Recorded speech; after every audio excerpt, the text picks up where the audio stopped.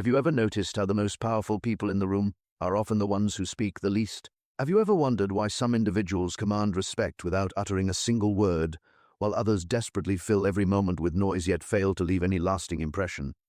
Today I want to share with you one of the most misunderstood and underutilized forms of power available to us all, the strategic use of silence. We live in a world that fears quiet. From the moment we wake up to the second we fall asleep, we're bombarded with sounds, notifications, conversations, and an endless stream of information demanding our attention and, more importantly, our response. We've been conditioned to believe that to be heard we must speak, that to have influence we must be the loudest voice, that silence equals invisibility, weakness, or worse, irrelevance. But what if everything you've been taught about communication and power is backwards? What if the secret to true dominance lies not in what you say, but in what you deliberately choose not to say? Throughout history, the greatest leaders, thinkers, and influencers have understood something profound about human psychology. They knew that silence creates space, space for others to reveal themselves, space for tension to build, space for your presence to expand beyond words. When you master silence, you don't just control conversations, you control the entire dynamic of human interaction. Picture Washington, 1862. Cabinet members argue over the faltering Civil War strategy, voices overlapping like clanging metal. Abraham Lincoln, tall and tired, folds his hands and falls utterly quiet. 10 silent seconds feel like 10 miles of empty road. One advisor clears his throat, another drops his gaze, the room shifts to his pace. Only when every man is listening to the hush does Lincoln deliver a single steady sentence that redirects the war's plan, proof that the quiet framed the power, not the words themselves. Jump forward to Pretoria, 1964. Nelson Mandela steps into the dock, the world expecting a fiery rebuttal.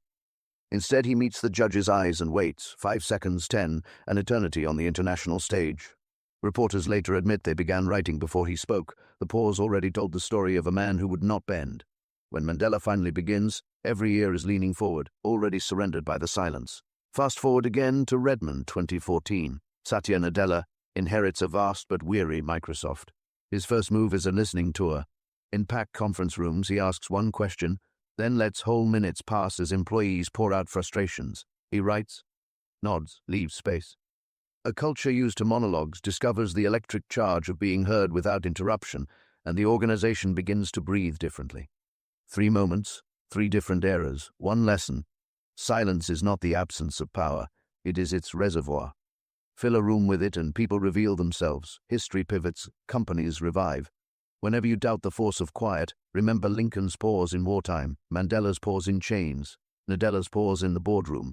Their words landed like signatures on still wet cement because stillness had already set the shape. Think about the last time someone remained completely silent when you expected them to respond. Remember that uncomfortable feeling, that urge to fill the void? That's power. Pure, undiluted psychological power. And today I'm going to teach you how to wield it. But first, let me be clear about what I mean by strategic silence. This isn't about being shy, withdrawn, or antisocial. This isn't the silence of fear or the muteness of those who have nothing to say.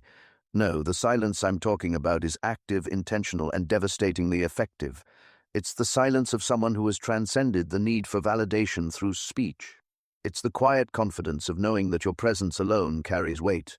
When you understand silence as a tool, everything changes. Suddenly, you're no longer reactive, you're responsive. You're no longer at the mercy of others' provocations. You're in complete control of your own energy. You stop bleeding power through unnecessary words and start accumulating it through deliberate restraint. Let me share with you a fundamental truth about human nature. People reveal themselves in silence. When you stop talking, others start confessing. When you stop explaining, others start justifying. When you stop defending, others start attacking the air. Your silence becomes a mirror that reflects their insecurities, their needs, their fears, and their true intentions. In negotiations, silence is your greatest weapon. While others exhaust themselves trying to convince, persuade, and manipulate, you sit back and observe. You let them reveal their bottom line, their desperation, their weak points. The person who speaks first, after a proposal has been made, almost always loses ground. The one who can sit comfortably in silence holds all the cards. But silence goes deeper than mere tactics. At its core, strategic silence is about self-mastery. It's about developing such a strong sense of self that you no longer need external validation. When you achieve this level of inner strength, your very presence becomes magnetic. People lean in when you do speak because they know your words are chosen carefully. deliberately, with purpose. Consider the psychology of attention. In a world where everyone is fighting to be heard, the person who remains silent becomes the mystery everyone wants to solve. We're naturally drawn to what we can't immediately understand or categorize. By maintaining strategic silence, you become an enigma, and enigmas are inherently powerful. This principle applies to every area of life. In personal relationships, the person who needs to constantly express, explain, and justify is perceived as weak. The one who can communicate volumes with a look, who can convey disappointment with a pause, who can show affection through presence rather than words, that person holds emotional authority. In professional settings, those who speak only when necessary are seen as more competent, more thoughtful, more senior, regardless of their actual position. Every word carries weight because it's rare. Every contribution is valued because it's scarce. This is basic economics applied to communication. Scarcity creates value. But here's where most people get it wrong. They think silence means being passive, being a doormat, letting others walk all over them. Nothing could be further from the truth. Strategic silence is incredibly active. It requires constant awareness, iron discipline, and supreme confidence. It's not the absence of action. It's the most powerful action you can take. When someone tries to provoke you and you remain silent, you're not being weak. You're demonstrating that they don't have the power to control your emotional state. When someone gossips to you and you don't engage, you're not being antisocial. You're showing that you operate on a higher level. When someone demands an immediate answer and you take your time, you're not being difficult. You're asserting your right to thoughtful response. The beauty of silence is that it forces others to fill the void, and in doing so, they reveal everything you need to know about them. Their values, their insecurities, their true intentions, all laid bare while you remain an unmoved observer. This information is power, and you gather it effortlessly while others exhaust themselves in verbal combat. But silence isn't just about gaining power over others, it's about gaining power over yourself.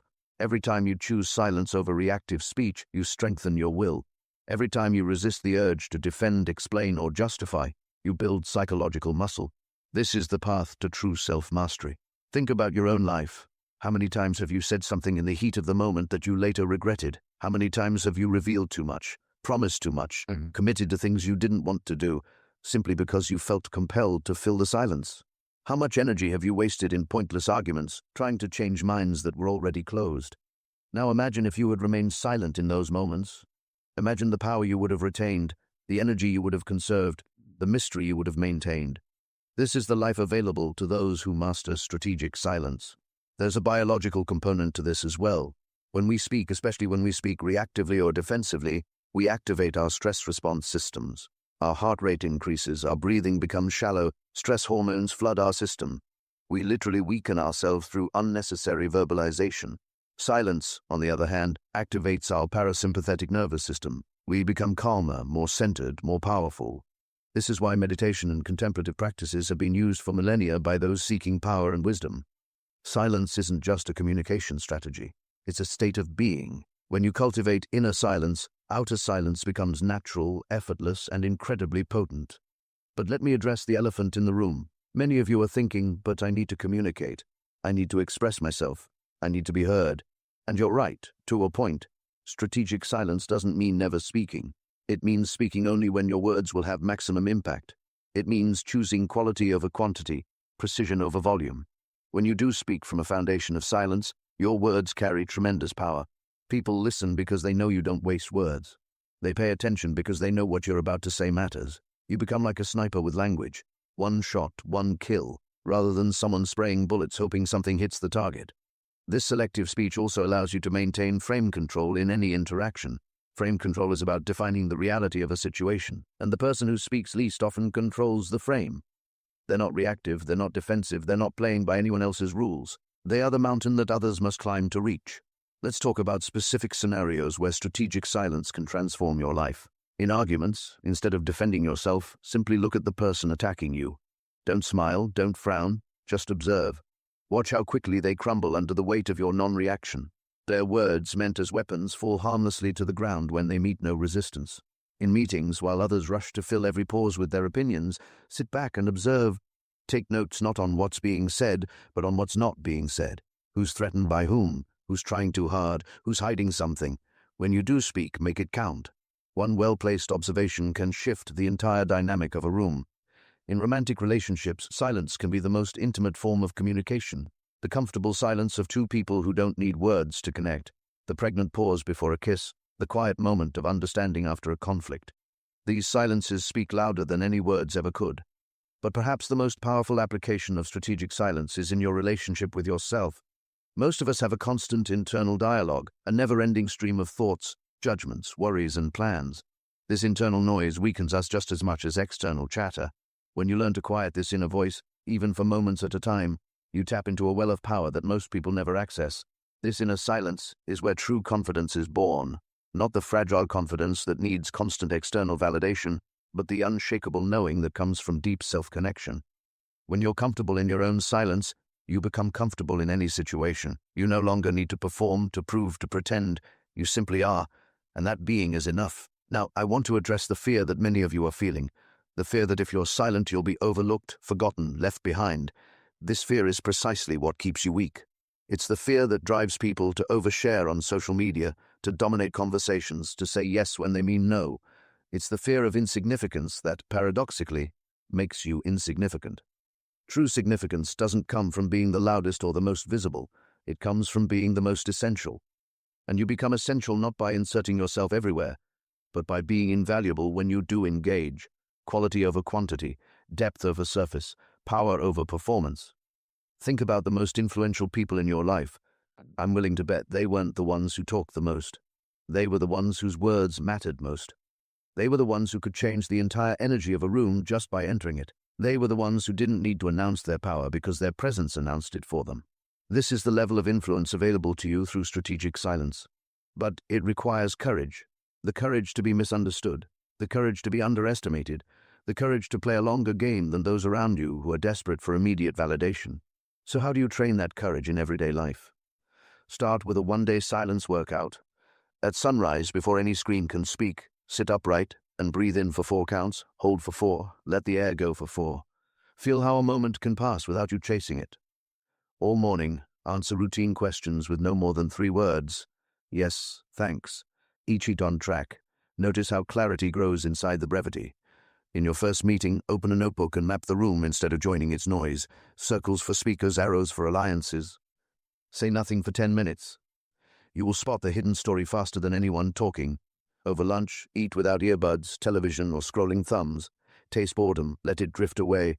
You are teaching your nervous system that stimulus is optional. All afternoon, insert a silent 4-second gap before every reply.